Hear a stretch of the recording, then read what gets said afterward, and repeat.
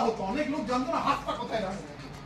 হ্যাঁ এসছে ঠাকুরপো এসছে। ঠাকুরপো তুমি দুপুরে খেয়ে না ঠাকুরপো।